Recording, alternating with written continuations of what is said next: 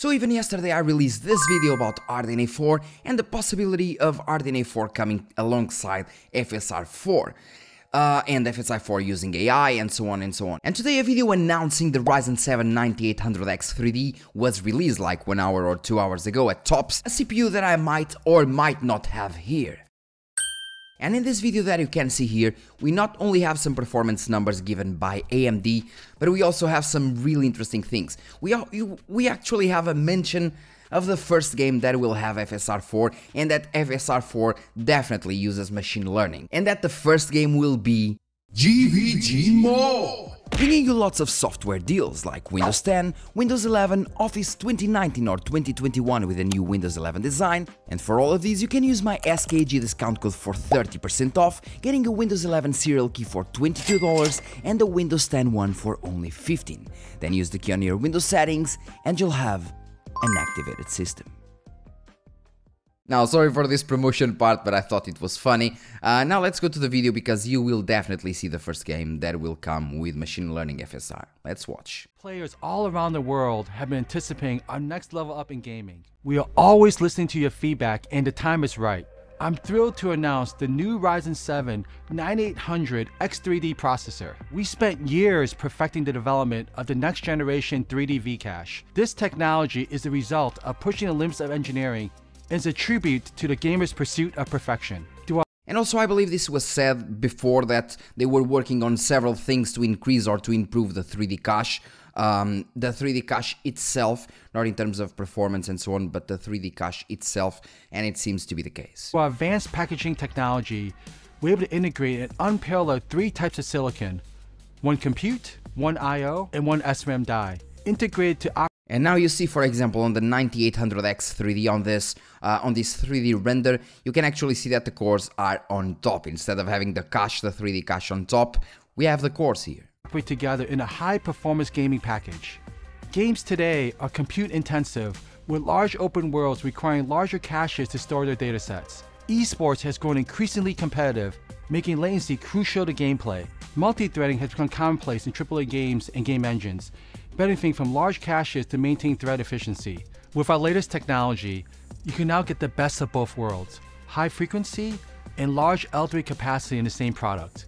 The new Ryzen 7 9800X 3D runs 500 MHz base frequency faster than its predecessor. The base frequency of the 7800X 3D was and is 4.2 GHz, while this one comes at 4.7 GHz, which may not seem much since the CPU is basically never at the base frequency, but it means that on its base it will never drop below the 4.7 GHz mark, which is actually very nice in terms of multi-threading, since you do know that once again the CPU won't go below the 4.7 GHz. And you've always asked for overclocking in X3D, and I'm so happy to announce that you now have that capability on the 9800X 3D.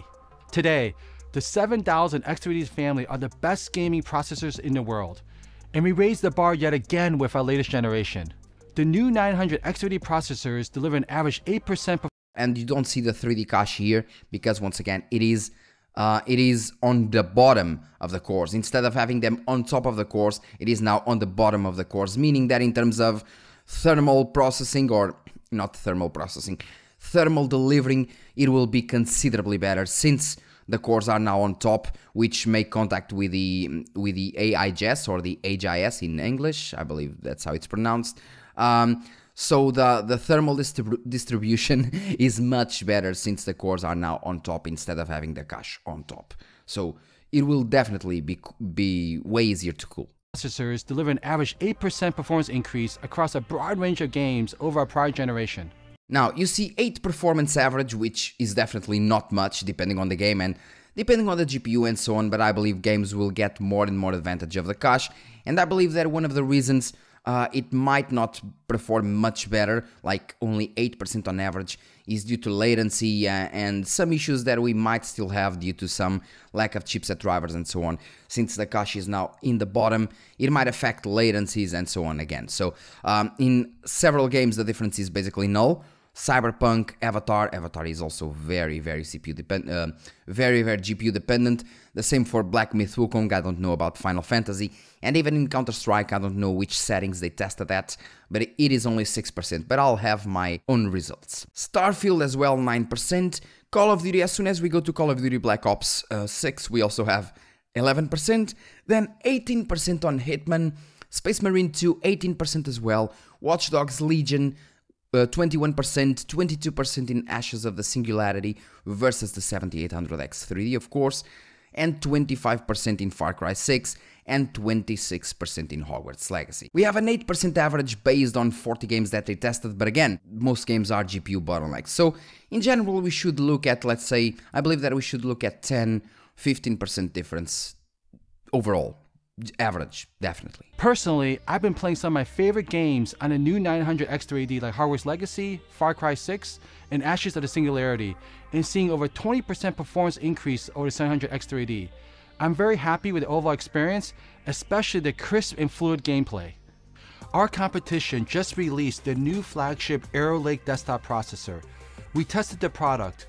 And now, of course, they're doing their part of testing the 9800X3D versus the Intel Core Ultra 9 285X, 285K, sorry. And they're doing this, but the 285K is, on average, slower than the 14900K. So it's obvious that the 9800X3D is faster than the 14900K, which is faster than the 285K, meaning that, again, it would obviously be way faster than the 285K, especially in games where the 285K performs like crap, like Cyberpunk and Watch Dogs Legion, and even Far Cry 6, so yeah, that's obvious. And the 9800 X3D is on average 20% faster in gaming than their best. And in many games, such as Far Cry 6 and Cyberpunk 2077, we are more than 40% faster. We are at the forefront of innovation, establishing new benchmarks for performance and pushing the boundaries of gaming. A visually stunning, immersive new game I'm currently playing is now, we're gonna see some interesting news. Space Marine 2 from a close partner. Keep your eyes peeled and your ears open. At Saber Interactive and Focus Entertainment. And I have the pleasure to introduce Tim Willits, Chief Creative Officer of Saber Interactive.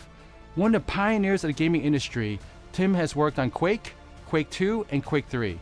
He was also the lead designer on Doom 3 and executive producer on Quake 4. Thanks, Jack. We've been so thrilled to collaborate with AMD on Warhammer 40,000 Space Marine 2. The game has been received beyond our wildest dreams, and we are celebrating that with our friends at AMD. At Saber, the power and innovation of AMD's Ryzen 9800 X3D processor has allowed us to push the boundaries of what's possible, delivering an unparalleled gaming experience. Having faster, high-performance hardware is always exciting to us because it means we have more power to deliver more innovation, better immersion, and more fun. We're beyond proud to call AMD our partner. It's an honor to work with Tim and Saber Interactive to shape the future of gaming.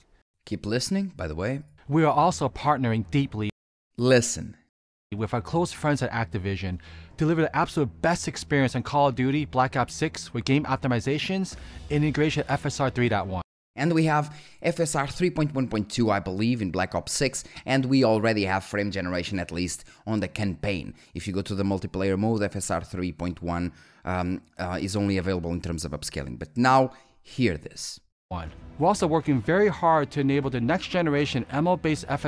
Oh, we're working very hard to enable the next generation machine learning based FSR on Call of Duty Black Ops 6. So finally it is announced. We have machine learning FSR, which we like to call FSR 4, and Jack Wynn previously called FSR 4 as well. I don't really know if that's gonna be the final name, but let's call it FSR 4, and it is definitely machine learning based, and most likely the first game it will be released on will be in Call of Duty Black Ops 6. So you guys already know it.